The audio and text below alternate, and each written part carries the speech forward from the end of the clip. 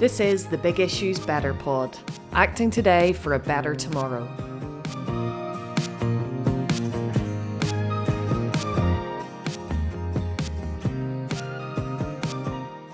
One of the biggest conspiracy theories of the last few years is QAnon, which is almost, in many ways, it operates sort of like a cult.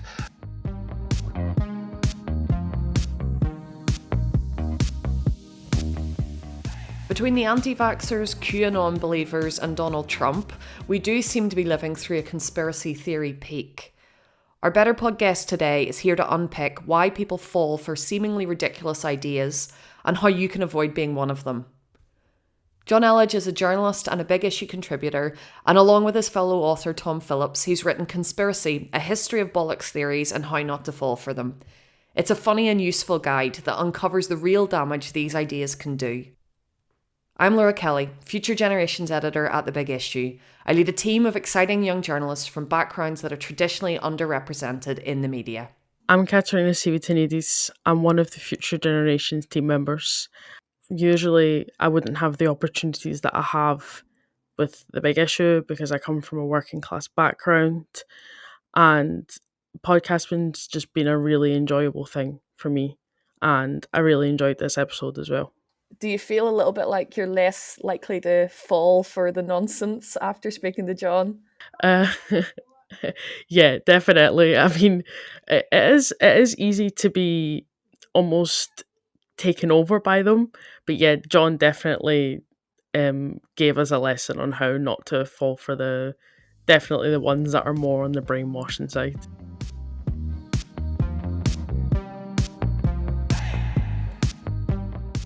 Hi Jonn, thanks for joining Kat and me on BetterPod. We're here to talk about conspiracies today, so I'd like to start by getting you to tell us your favourite conspiracy theory.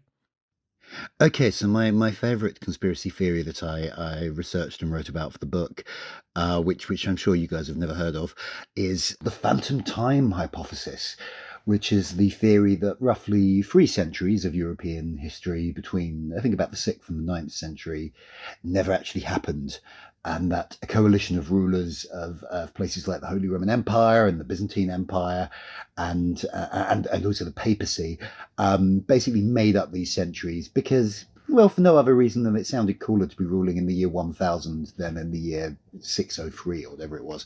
And what I like about this theory is you can see exactly where it comes from. It is so transparent. It is that, those centuries in Western Europe are known as the Dark Ages because, we don't really have very many records of them because the Roman Empire had fallen. Civilization was in a little bit of a mess. So we don't really know what's going on because people were a bit too busy to write stuff down, what the whole sort of subsistence farming and trying not to die thing. So that's clearly where it comes from. Is like the Dark Ages didn't happen. That's why we don't know anything about them. But we also know it's definitely not true because we have plenty of history from other places such as Persia or the Arab world or China, and it's just like an absolutely transparent attempt to cope with the fact that there's a period in history where Europe was a little bit backwards. So yeah, I just kind of like how obvious it is, really. And how widespread would you say is the belief in conspiracy theories? So this is a point we kind of talk about a lot in the book. I think we all have sort of a mental image of what a conspiracy theorist looks like, and maybe it's one of those sort of weird skinny guys from the X-Files, or maybe it's like the comic book store guy from The Simpsons. But it's like socially awkward men basically who would probably spend a lot of time in basements.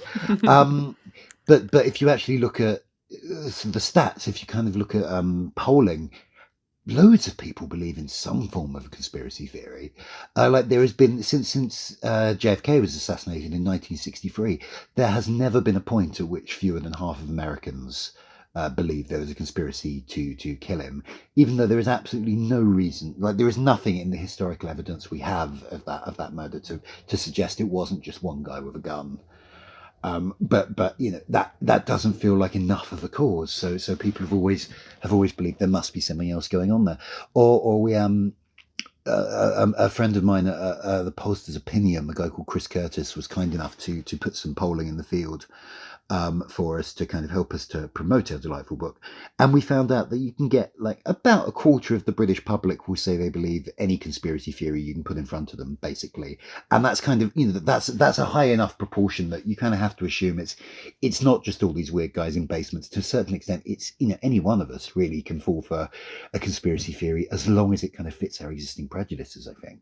Why do you think us as human beings why do you think we're just so attracted to conspiracy theories? I think there's a lot of different reasons, but I think a big part of it is actually just how our brains evolved. Like if you kind of think about, but what is intelligence? It's basically pattern spotting, right? If you can see the change in the weather that means there's a storm coming, you're more likely to survive to reproduce and have descendants than someone who can't see that. Or like if you're a small furry mammal and you can tell when there's a tiger in the bushes, that's an evolutionary advantage. But if you kind of think that through to the next level, like there is kind of no evolutionary disadvantage in being a little bit paranoid. In fact, it is probably better to see tigers where there aren't tigers than to not see tigers where there are. So I think it's an evolved mechanism to kind of look for patterns, even when patterns aren't there. So I think that's a big part of it. But I think also it can be, there's all sorts of other things in there, but I think one of them is it can be a comfort, can't it? Like if you kind of imagine, if you think about how much of the state of your life is down to sort of random chance, or the fact that, there was a slight mutation in a bat somewhere, in a virus in a bat somewhere in China a few years ago. And the result of that was the economy collapsed and we all had to stay in our rooms for 6 months. That doesn't make sense, and that's kind of terrifying. It's almost comforting to imagine that there is somebody with a plan, even if it's an evil plan. Yeah, I mean, I always love that conspiracy theories tend to have a real faith, bizarrely, in humans, right? It's like it can never be just a cock up. It's got to be like a big mad plan. I always tend to think it's probably a cock up. Yeah, it's quite flattering in its way, just to imagine, like if you think that someone has got an evil plan to ruin the world, that suggests that if they were good, they could do something, they could do a good thing. That suggests they actually have quite a lot of power, and quite a lot of ability. Whereas, like, actually, I think the reality is, as you say, it's just like most things happen due to cock up and incompetence, which is a much less flattering view of human nature. Yeah, but probably more accurate. Yeah, I think so. As you say in the book, like, we kind of tend to think that conspiracies are about the left behind, the undereducated, and the ill-informed. Those are the people who believe it. And I know that we all tend to think that it's our political opposites that fall for conspiracy theories. So if you're left wing, you tend to think, it's those right wingers that are idiots and believe all of this stuff.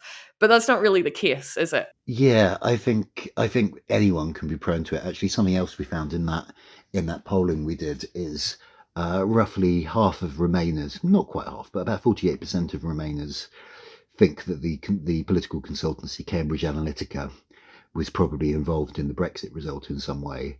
And again, there is, as far as we can tell, absolutely no evidence of that. They've gone around saying they were. But people often go around saying they can do things that they can't. That was just PR. I don't think if you actually look at recent British history and the fact we've had 30 years of newspaper coverage basically poisoning people against the EU, an organisation we were never that enthusiastic about anyway. And the UK is one of the very few countries in Europe that has not been occupied by a foreign army at any point in living memory. I realise as I say this, I'm speaking to someone from Northern Ireland, which is where this gets complicated. But nonetheless, basically. But basically, that's true. Like most European countries, at some point, have seen some form of foreign occupation. The British mainland, at least, has not. And I think that does just mean we have different attitudes to the idea of overseas cooperation. I don't think you necessarily need you don't need any kind of conspiracy to explain why Britain voted for Brexit. But roughly half of Remainers think that you kind of need. That there needs to be malign actors in there somewhere to have explained to justify that result, and that is basically a centrist conspiracy, isn't it? It is people in roughly the middle of politics who still think there are sort of shadowy forces behind the scenes, you know. Conspiracy theory's been around, as you show, for thousands of years. How is now different? So yeah, another example from the book actually is of the Roman general Germanicus.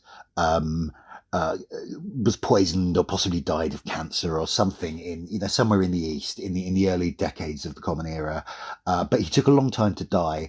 So he was probably the first person, possibly the only person in history to start a conspiracy theory about his own death, saying he'd been poisoned by the Emperor Tiberius.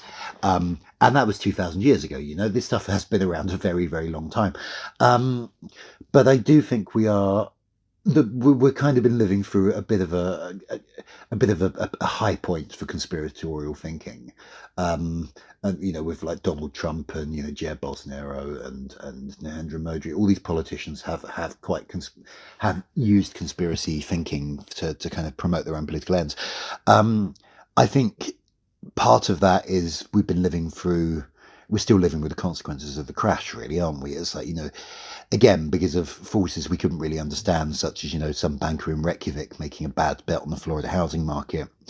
It ruined all our quality of life and means that no one in Britain has had a pay rise for a dozen years. And that just doesn't kind of fit the logic of how you see the world. So I think conspiracy thinking is kind of filling that gap to a certain extent. But also it's the internet, isn't it? It's like the internet has kind of undermined existing media. It's kind of created our own sort of little filter bubbles where, you get your existing ideas reinforced and kind of like you don't hear opposing ideas as easily. And also it's things like YouTube algorithms that kind of, present content to keep you on YouTube. And it turns out the kind of content that will do that is stuff that appeals to your existing prejudices. So, which is often conspiracy theories, essentially. So I think there's all sorts of factors in there. But if you kind of look at the history of this stuff, it does kind of go in sort of, there are peaks and then it ebbs again. So I think probably at some point it'll become less of a factor in our politics, and then somewhere down the line it'll have a resurgence again. It's great. Well, I mean, I would quite like for it to wane slightly. That would be quite nice. It would be reassuring at this point, wouldn't it? But it probably will at some point. If it doesn't destroy the planet first, it will. Well, that's troubling. Coming up, how can we protect ourselves from conspiracy theories? Did you know you can get the Big Issues award-winning journalism through your door every week? As a BetterPod listener, you can sign up to get a 4-week subscription to the best in news, politics and culture for just £12. And we'll even throw in a stylish tote bag for free. Go to bigissue.com/bigpod to find out more. How can conspiracy theories become dangerous to individuals who believe in them? I mean, I think sometimes it can be a sort of a radicalization. Yeah, I mean, if you think of like someone who believes in, I don't know, flat Earth is another of the sillier conspiracy theories I look into in the book. I don't think that's especially dangerous. But if you look at, one of the biggest conspiracy theories of the last few years is QAnon, which is almost, in many ways, it operates sort of like a cult, and the believers in that kind of tell each other to kind of cut off friends and family who don't buy into it, because the people who are in that think it's a campaign to save children from like global paedophile rings and so on. It's a moral crusade, so people kind of do get can be sort of cut off from their loved ones by this stuff. And it can act as, it can spark physical violence. I mean, there was that story a couple of years ago of the guy who invaded the Washington, D.C. Pizza restaurant where this Hillary Clinton's fictitious paedophile ring was meant to be operating out of the basement of this place. This restaurant did not have a basement. It literally did not have a basement, let alone one where anything dodgy was happening. But nonetheless, this guy turned up with a gun to liberate these imaginary children. That is literally political violence spinning off from a belief in conspiracy theory. So on that level, yeah, it can be incredibly dangerous. Or look at what happened in January 6th last year in the US, where you basically had a mob trying to overthrow an election result. Again, that is a conspiracy theory that is having real dangerous real world effects. So yeah, I don't think a belief in a conspiracy theory necessarily takes you on that path, but it clearly can do. You spoke a little bit kind of conspiracy theories promoting radicalization. So do you think conspiracies can be dangerous for society as a whole? Yeah, I think they can. I mean, not just in the kind of ways I just talked about, but if you think about climate change denial, that at this point is a conspiracy. There is nothing inherently conspiratorial in the idea that maybe man-made climate change isn't a thing. Like, science could show that. That is entirely plausible. Where the conspiracy comes in is to maintain that belief now, you need to believe that all the world's scientists to the first approximation are lying about this. That is a conspiracy. So on that most basic level, that particular conspiracy theory, if that stops us from addressing the climate crisis, that one could destroy civilization. That would be pretty damaging, wouldn't it? That definitely counts. Yeah, absolutely. So, what can we do then as individuals to stop ourselves from falling for conspiracy theories? I never quite know how to answer this one because I don't know. God, I can't save us. But I think a useful thing you can do in your own life is just kind of like check your prejudices. Like if you agree with something because it appeals to your existing biases, I think it is kind of good to look at it extra carefully because you are more likely to just kind of accept information that fits with what you already think. I also think it is probably healthy to not start imagining yourself to be like the rational person in a conversation, because I think that can be kind of quite a poisonous attitude to imagine that unlike the people to your left or your right, you uniquely are rational and sensible. And I've seen a number of people who started from that position veer off into all sorts of insane beliefs. So I think that's a sensible thing to do. Yeah, that's pretty good advice.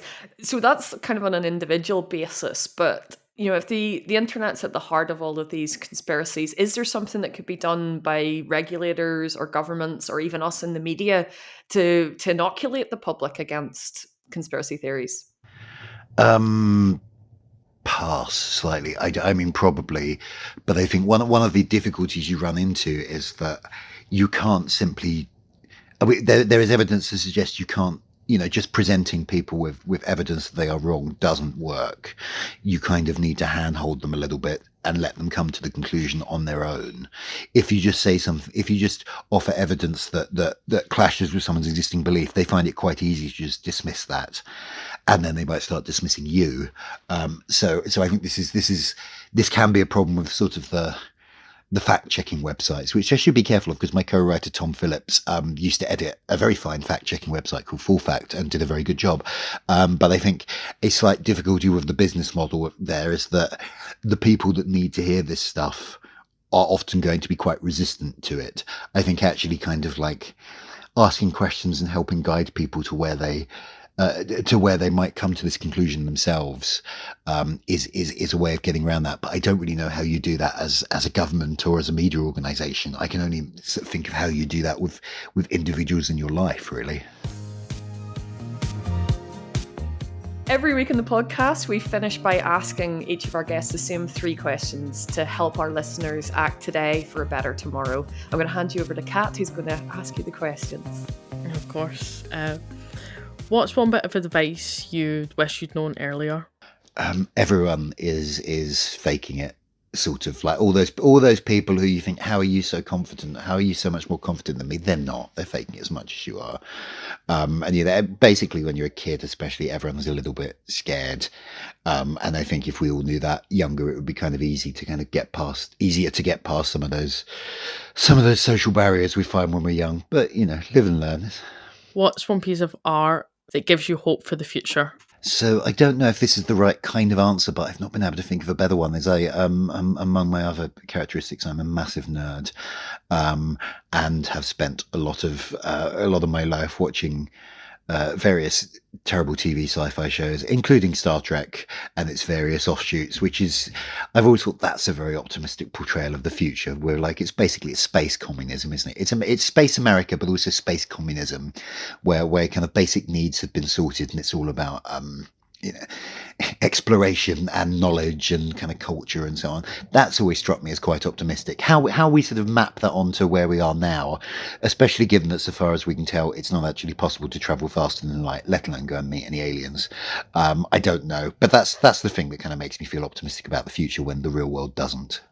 And finally, what's one thing our listeners could do today to make tomorrow better? Well, one thing they could do is buy Conspiracy by Jonn Elledge and Tom Phillips, which is available now and will make your tomorrow a lot better. Strong advice. I don't. Again, I don't know. I'm trying. All I can think of is like just try and be. Remember that other people are also going through stuff. I think there you go. That's always a useful piece of advice. Is like remember that if someone's been a bit snappy with you, they're probably having a terrible day, just as you know. Other people exist too. There you go.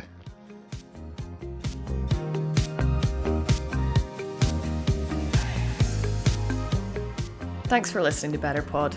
If you'd like to support us, please subscribe, leave a review, and tell your friends.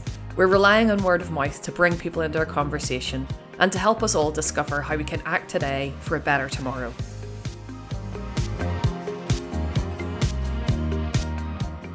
You can keep up with all the Big Issues reporting at bigissue.com, where you can also discover how to find your local vendor.